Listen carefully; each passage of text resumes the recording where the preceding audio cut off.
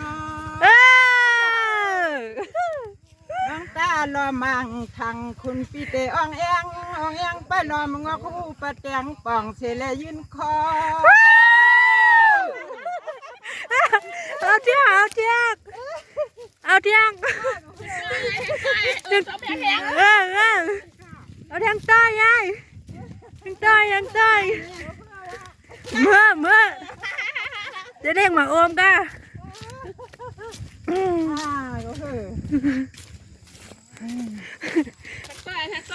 ยังต้อยว่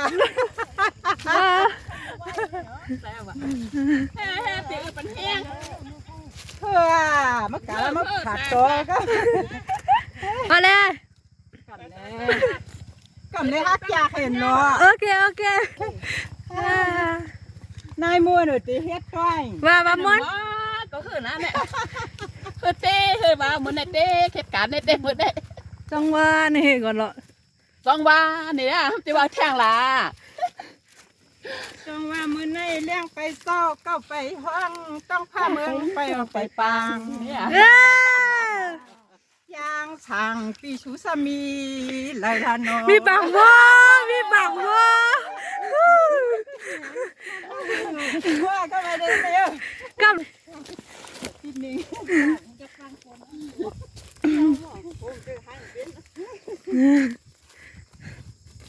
มาเลย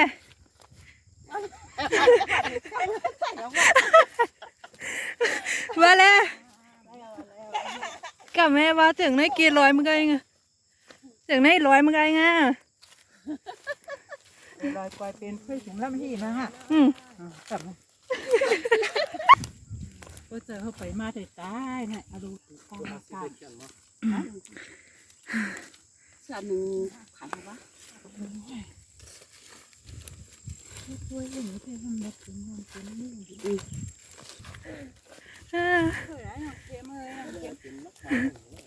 ด้วยลูกเนื้อลอยกอยไปไหวมาก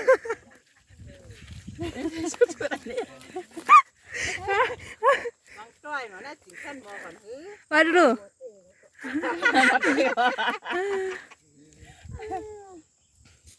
ด้วยลูกเนื้อลอยกอยไปไหวมาวันไหนจริง จะมีหมอกกล้วยนี่อยู่ น้องตัวหน่อยนำหลังอยู่เลยลูกเนื้อลอยกวายเป็นเพื่อสูงลำฮีไม่มีกามีขันคนนี้ เออ จ้ะ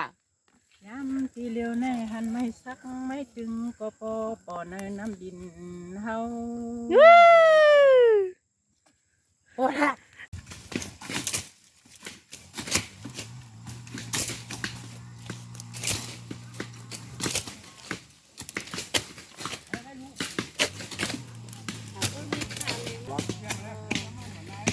ตั้งในอะค่ะว่า ตั้งไหนครับว่าตั้งไหนครับว่า เดี๋ยวกันเลยสาระนะ เอาว่าไหนเธอเนี่ย ว่าต้องบดให้คิดว่ามันขนาด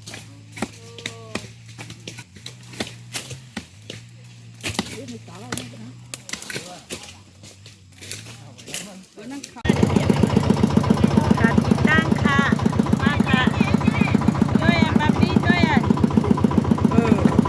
ขายดีหรอวะ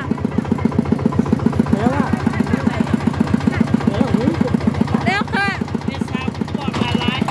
เท้าพวกลายๆค่ะบางทีกันหรอก มา ยางคนมาเลยข่าว เมาจ้า สายสิบห้าคนตกเอ้ย เอ้ย สาวแรงเลยว่ะสิว่าเกินไป พี่เคลื่อนแรงเลยว่ะเด้อพี่แรงเคลื่ เอา อน ไม้ พี่เคลื่อนแร เนี่ย ง ว่าเอาไม้แข้งว่า ฮัลโหลง่าย ค่ะ ง่ายเฮ็ด เรียกรักก็มาค่ะ เอาเดินกำเดินน้ำเออไม่ตัวเดียวพันใส่ก็ แต่ก็มามีโหลดไอ้หิมตาหิมตานั่นรูป เมียวก็วางดีอ่ะวะนั่นที่กลุ่มปางอ่ะ เดี๋ยววันนั้นป้างหรือว่าเดี๋ยวออกป้างนั่นน่ะ ดีว่าดีก็เสมือนนันตอนเนี่ย เนี่ยได้บ้านนัดกับ ก็ในก็พันอ่ะ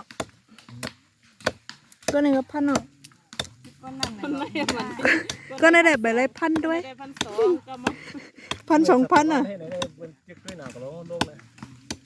เจ๊กอย่างเนี้ย ทำของป้าขุมปังยังบ่อยอ่ะพวกนี้ เมาดองกี้บ้างอ่ะ ทำแก้ป้าเขาอีกอ่ะถ้าว่าขุมปังเนี่ย โขขี้ๆเอาไหนไอ้สุกเก่าลง ไอ้สุกเก่าลงนั่นแหละ เดี๋ยวดูว่าเนี่ย